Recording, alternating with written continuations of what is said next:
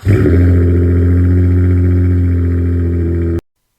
up everyone and welcome to Ben's Car Reviews. I'm Ben and today we'll be dissecting the 2025 Buick Envista. Let's get right into it with the chart. Buick has 3 different trim options for you for the 2025 Envista, Preferred, Sport Touring, and Avenir, ranging from just about $23,000 all the way up to a little over $28,500. So across these 3, not too much price separates them, and that's a great thing for 2 reasons. One being that they all feel like they're more realistic for you, even a top trim Avenir falling in your budget. And part 2 tees off of that, they're all under $30,000 and 2 are under $25,000. So fantastic MSRPs from Buick here. The engine option, one and only, 1.2 liter turbocharged 3-cylinder, 137 horsepower, 162 pound-feet of torque.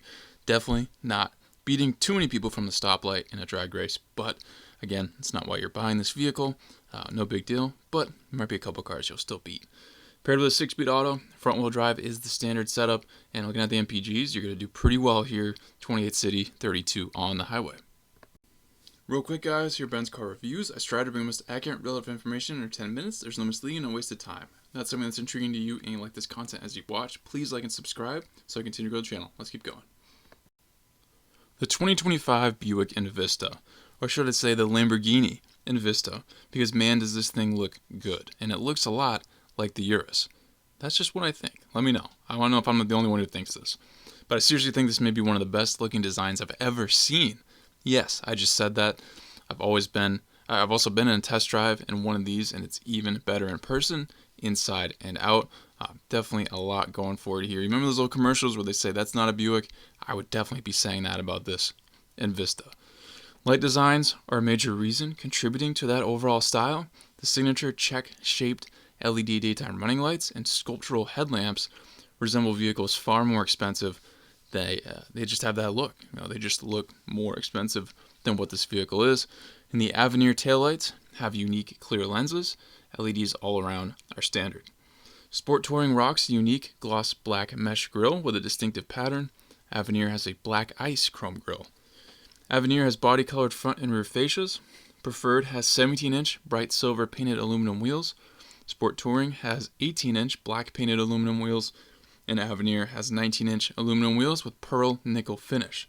Sport Touring also has available premium 19-inch high-gloss painted black aluminum wheels. All-season tires will wrap all of these wheel setups, and a spare tire is standard. Happy to report. Preferred and Avenir have body-colored side mirrors. Sport Touring has gloss black. All side mirrors are heated standard. Door handles are all body-colored. Preferred has black moldings. Sport Touring has gloss black. And Avenir has body-colored moldings. All exhaust tips are hidden. Would have been nice to see the Sport Touring at least with a chrome tip or maybe even dual tips to add to that sporty theme. There's a standard fully independent suspension and StabiliTrak on all these trims. Sport Touring has an available Watts Link rear suspension, and that is standard on the Avenir. The power liftgate is standard on the Avenir also, and available on the other 2 trims. The Envista measures in at 182.6 inches long, 71.5 inches wide, 61.2 inches tall, and weighs at most 3,115 pounds. And it'll have a 5-year, 60,000-mile powertrain warranty. In terms of choosing a best bang for your buck, it's a much more fun choice when all trims are in the realm of realistic with the MSRPs, as I mentioned. As we know so far, the Sport Touring and Avenir are the most elevated looking for the exteriors, but both are very different themes from each other. And as you'll see next, they also have the most interior features. However, the Avenir has most of all. I would say if you like the sportier look in a vehicle, then the Sport Touring may be just right for you, because the extra bells and whistles in the Avenir aren't really as necessary as some of the others that you might actually want. But if you like the look of the Avenirs, I would just go for it, and subsequently you'll get this thing nearly fully loaded. So let's get into that interior now. Matching the exquisite exterior is a superb interior, and one that appears far more expensive again than what it actually is. One of the things that the Envista does best is screen real estate. There's a standard 11-inch diagonal ultra-wide infotainment display here. Wireless Apple CarPlay, Android Auto standard. Next to the infotainment will be another great 8-inch driver's digital gauge cluster area. The design and shape of the screens is unique and very well done. Absolutely one of the best setups you'll find at these price points.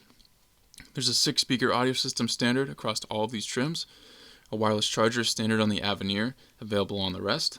A moonroof is available on all trims, but standard on none, which I'm surprised to see. Single zone climate control is standard. A great looking flat bottom steering wheel is standard. It'll be heated standard on the Avenir, and available heated on the other two.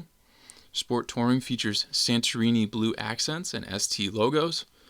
Avenir has exclusive touches like distinctive front seat stitch pattern, plus a choice of interior themes, pebble gray with ebony accents, or ebony with terracotta accents. It also will have Avenir embroidery like the ST does. Standard 4-way manual front passenger seat. Preferred and Sport Touring have 6-way manual driver's seat. Avenir has 8-way power adjust and 2-way power driver's lumbar. Preferred has cloth with leatherette seat trim. Leatherette seat trim on the Sport Touring, and the Avenir also will have that. Heated seats are standard on the Avenir. 42.5 cubic feet of max cargo volume. Buick Driver's Confidence, comes standard with Buick Driver's Confidence, a suite of 6 safety and driver assistance technologies. Overall, I think Buick could have done slightly better with the Sport Touring standard features, and I think the Avenir should at least have the moonroof. Other than that, I have nothing to complain about for these prices. I think Buick has made a great product here. In review, guys, if you're in the market for a smaller crossover SUV and you're checking out this Envista because you're loving the new look, you're seeing more of them on the roads, you love how they look in person, then I think you're going down a great path to getting started on this. As I said earlier, I was in a test drive of one of these, handled great. Despite the power numbers not being too high, it didn't feel like it was the slowest vehicle on the road. It still felt all right. Nothing really wrong with it in that department. Just if you hammer the pedal, it's not like you're going to be on your way to Mars. But again, you're not buying it for that reason. But some close competitors to this, certainly the Chevy Trax, really the same vehicle with a different design. The Mazda CX-30, even a Subaru Crosstrek, or a Kia Niro, something like that. I would go against this, but certainly the Trax, certainly the CX-30, and I'll attach videos for what I have done of those, the Trax, CX-30, and the Crosstrek at the end of this video if you want to check those out.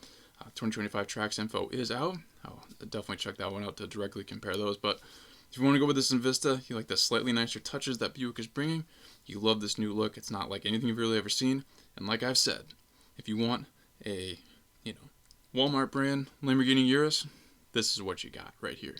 2025 Buick Envista. But like I said, go down this route. Should be a great vehicle for years to come. Hopefully this video will lay things out in quick for you guys. Thank you for watching this Benz car review. Please subscribe if not already. If you want to do a future review, drop in the comments. I'll see what I can do. If you'd like to become a member of the channel, I have that option. Check that out and join if you'd like. I'll catch you on the next Benz car review.